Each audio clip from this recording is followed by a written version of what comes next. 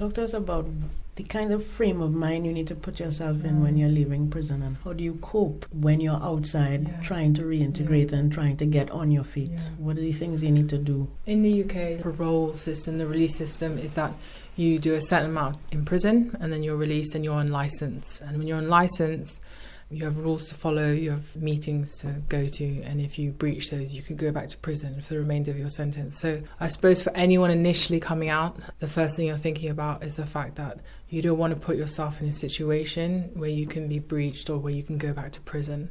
And I think you have to be really mindful. For me, it wasn't so much of an option. I didn't really have to cut off from people. But for a lot of people I know in prison, you have to make that choice to say goodbye to your old life, to disassociate with those people, to understand that they're part of the roots as to you offending, and to make new friends and be in new areas. You know, sometimes it's hard. In the UK, you can't really choose where you go back to because, again, it's linked to your probation. But if you can be open and honest with the people who are trying to help you, probation workers, prison staff, all that, so that they can help safeguard you, really, to allow you to make the best opportunity of your life to come, so you don't fall back in with those people who are really there to just use you for their own gain.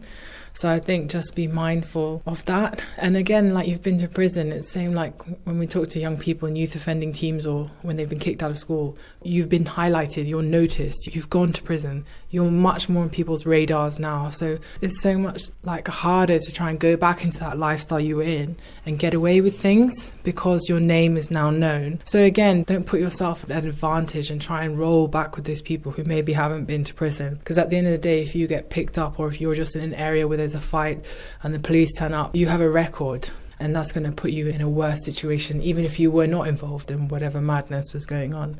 And again, I suppose I'd just say think of the real victims, which, like for importation, for me is my family, you know, is for those people who are closest to you, who've lived your sentence with you. My mom said she lived my sentence. My husband said, he's never said it, but I know he's lived my sentence because he's felt to blame for everything. Think about those people who've put their lives on hold for you, who've been there throughout. Put yourself in their shoes and sort of give back a little. And I know it's really tough. Like the therapist I see, she speaks to a lot of men who are released from prison, and she said that without a doubt, she said after 3 months they call her and say, look, I want to go back to prison because, you know, life out here is really tough.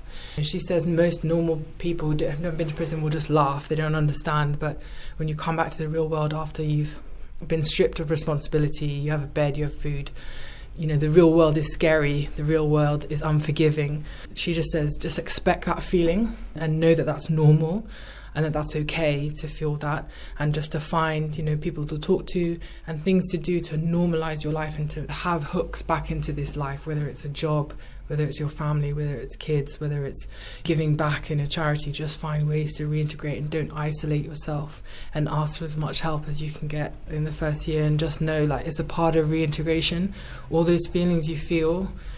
Because obviously, like, for a lot of people who've been in prison, they've been removed from their family. So as a man, you're going to go to prison, you're going to depend on people for money, you're going to have to call your girlfriend on the phone and think, where is she, who's she with, what's she doing. All of that madness plays out in your head, and you're stripped of the ability to be a man, to have that ego. And as a woman, you're suddenly someone else is taking care of your kids. You're no longer the head of that family. You know, maybe even if you don't have a partner, your kids have had to move home.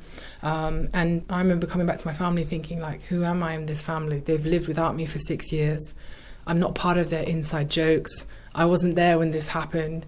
And just know that that's normal. And then with time, that will change. Time is a great healer. Time forgives. Time allows you to move on. And just know nothing now is forever. And that if you can just continue, get to the next day, do something positive that you're proud of that day, you'll get to a point where you're part of that family again, where you're doing those things, providing for your family how you used to. I know a lot of guys who have that temptation of making illegal money because they come out, they're broke, they feel just ridiculously emasculated from not being able to provide for their family. Maybe even their partners left them for another guy, you know. They're trying to make up time with their kids. It's so easy to just think, I'll just slip back in with those boys and run that kind of game again to be able to try and make that money. But things have changed, you know, time has passed.